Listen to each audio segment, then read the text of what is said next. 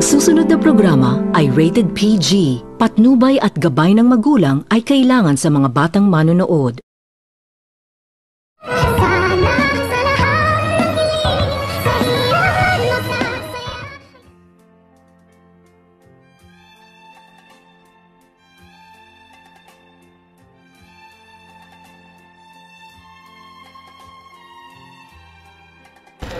Labis-labis itong nasasaktan itong si Lynette pagkatapos nitong malaman ni Lynette ang katotohanan na itong si Zoe ay anak umano ito ni Dr. Carlos, kung kaya't hindi nito matanggap-tanggap ni Lynette na niluluko umano siya sa kanyang asawa na itong si Dr. Carlos, dahil ang buong akala nito ni Lynette ay hindi umano ito nagtatago ng sikreto sa kanya, dahil bago umano sila ikasal ay sinasabi na umano nito ni Lynette ang lahat-lahat kay Dr. Carlos, at tinanong pa umano nito ni Lynette itong si Dr. Carlos kung mayroon ba umano itong sikreto, dahil gusto umano nito ni Lynette na magsasama silang dalawa na hindi umano ito nagtatago ng sikreto, kung kaya't hindi ito nakakibo itong si Dr. Carlos, at hindi nito alam ni Dr. Carlos kung paano ito magpapaliwanag sa kanyang asawa na itong si Lynette, na nanggigiliiti ito ng galit at dinuro-duro na nito ni Lynette itong si Zoe, at sinabihan nito ni Lynette itong si Zoe na anak pala umano siya ni Carlos, kung bakit itinago umano nila at hindi umano nito inaamin, at pinamukha pa umano nito ni Zoe na tanga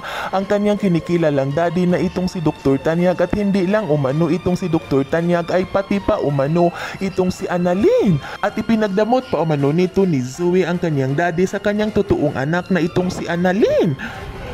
At dito, labis-labis naman din itong umiiyak itong si Zoe at nanghihingi ito ng sorry kay Lynette, at agad nitong sinabihan ni Zoe si Lynette na hindi naman din umano nito alam ni Zoe ang katotohanan, at bago lamang umano nito ni Zoe na nalaman na hindi umano nito totoong ama ni Zoe itong si Dr. Tanyag, ngunit hindi rin umano nito matanggap-tanggap ni Zoe dahil mahal na mahal umano nito ni Zoe itong si Dr. Tanyag, at hindi umano nito pwedeng ipagpalit ni Zoe ang kanyang pagmamahal kay Dr. Tanyag sa kahit kanino, kung kaya't labis-labis naman din itong nasasaktan itong si Dr. Carlos sa totohanan ng kanyang narinig sa mga sinasabi ng kanyang anak na hindi umano nito maipagpalit ni Zoe ang kanyang pagmamahal kay Dr. Tanyag sa kanyang totoong ama na si Dr. Carlos. Yan ay ating aabangan sa susunod pa na pangyayari sa kaganapang ito ng abot kamay na pangarap.